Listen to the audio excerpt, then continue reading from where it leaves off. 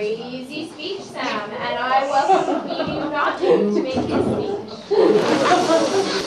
Thank you, Jill, with the terrible nicknames. Good afternoon, ladies and gentlemen.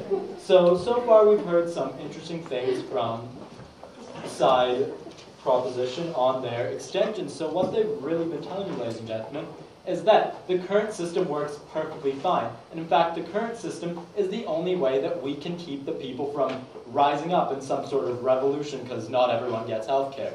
And we will be showing, ladies and gentlemen, why both these points are absolutely ridiculous. Firstly, they said, well, the current system that in a lot of countries, completely public health care works perfectly fine. Everyone gets health care. We would disagree, ladies and gentlemen. Yes, everyone theoretically gets health care, but what kind of health care do they get? They get congested waiting rooms, ladies and gentlemen. They get doctor shortages. They get not enough beds. They get month-long waits for serious surgeries. We do not think, ladies and gentlemen, that this is a system that works. And why is it not a system that works? Because it is a system without competition. And that is something that side proposition really fails to understand, why competition is integral to getting the best health care for everyone.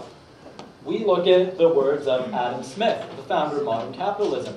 He said that the best way to help everyone in an economic system is to try to help yourself. Why? Because the only way for you to make profit in a system that is based on profit is to provide something that everyone needs and to provide the best product for the lowest price. So what that means is that if we allow healthcare to be in a two-tier system, where yes, those that cannot afford private healthcare can go to public, but those that can afford private healthcare go to private, well then, we're encouraging change, we're encouraging competition and improvement. Wouldn't you agree? Didn't Adam Smith also say in Moral Sentiments that empathy is one of the 3 driving factors of human behavior? Yes, I really don't understand how that clashes with anything I just said, actually. I believe that if empathy is so fundamental to human behavior, well then no corporation would sacrifice healthcare just for a quick buck. We say if every person fundamentally feels empathy for others, well then all these companies are going to be providing the best healthcare they possibly can. In fact, this only goes to help my point. And they brought up Nike. They said, well, all our hospitals will just turn into Nike. They'll provide a good-looking product that's not really very good quality. But the fact is, the difference between clothes and healthcare, ladies and gentlemen, is that you get clothes because you like how they look, maybe you like the lifestyle that the commercials portray. You get a heart transplant, ladies and gentlemen, because you need a new heart. You don't get the heart transplant that looks best. You don't get the new heart with the coolest logos on it. You get the heart that works the best that you can get for the cheapest. This is the fundamental difference between healthcare and Nike, ladies and gentlemen. The fact that healthcare by nature will only make the most profit if it provides the best healthcare with the shortest wait times, unlike companies like Nike. Wouldn't you agree? So if this public system is so great, how would you propose solving the rampant problems in the U.S. that we don't see in Canada? Yes, thank you. We would propose by following exactly the plan side opposition has been going with this entire debate, a two-tier system. Something else that side proposition really does not understand. What a two-tier system means is that there will be public health care for those that cannot afford private health care, but there will be private health care for those who can't afford that. And what that means is everyone will be getting health care, and everyone will be getting the best health care they could possibly afford.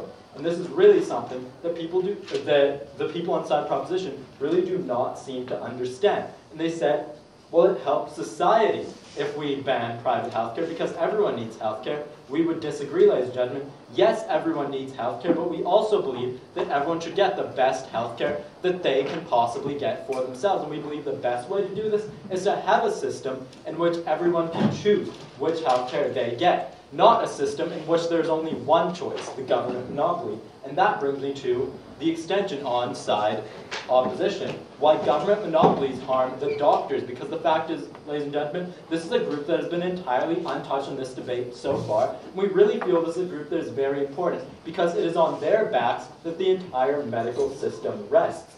In a public system, doctors are not rewarded for their skill. They're not rewarded for being better at their job because they're not paid directly for their services. However, in a private system, ladies and gentlemen, a doctor can move up if they're a better doctor.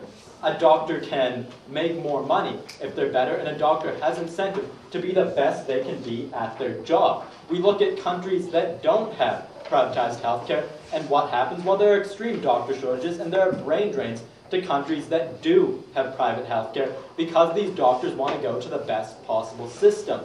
And side proposition seems to think that government monopolies are the best way to encourage progress. Well, we, ladies and gentlemen, would say that since they are so fond of historical precedent, that the Soviet Union has shown us quite different. The Soviet Union has shown us that making government monopolies in things so essential as food and healthcare only goes to harm the workers, the people, and the country as a